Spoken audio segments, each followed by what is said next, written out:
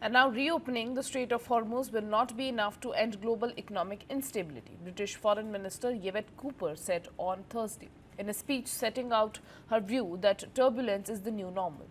Although US President Donald Trump on Tuesday announced a ceasefire in the 6-week-old Iran conflict, that there was no sign of Tehran lifting its near-total blockade of the Strait of Hormuz, which has caused the worst disruption to the energy supplies in history. Instability and volatility are becoming increasingly chronic. Turbulence is the new normal, Cooper said. She continued that the new reality we face did not begin with the war in Iran and nor will it end with the reopened strait. Cooper also set out Britain's view that the passage through the crucial shipping route should be toll-free and must not be unilaterally withdrawn or sold off to individual bidders. She said that previous governments had been complacent about globalization, leaving Britain exposed to undiversified supply chains used for economic coercion. The interdependence that has helped make us prosperous being weaponized against us.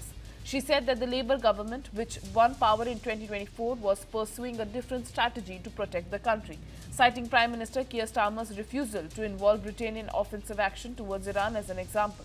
She said that putting security, both national security and economic security, much more centrally at the heart of our approach, guided by our values and our national interest, not outsourcing foreign policy decisions to anyone else.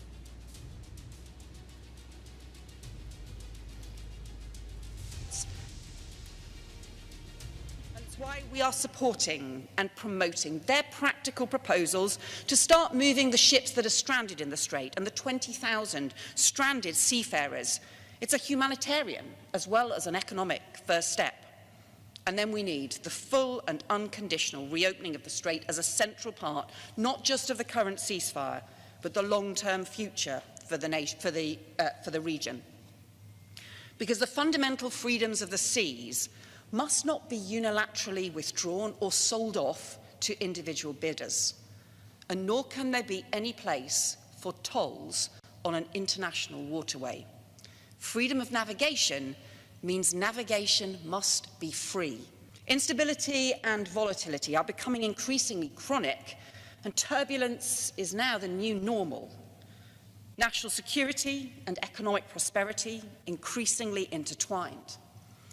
The new reality we face did not begin with the war in Iran, nor will it end with a reopened strait.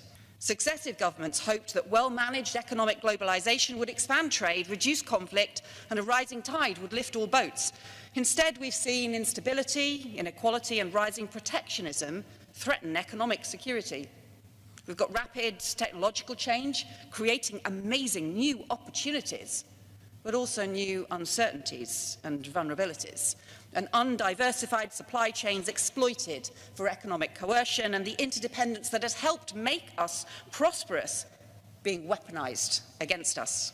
Putting security, both national security and economic security, much more centrally at the heart of our approach, guided by our values and our national interests, but not outsourcing foreign policy decisions to anyone else.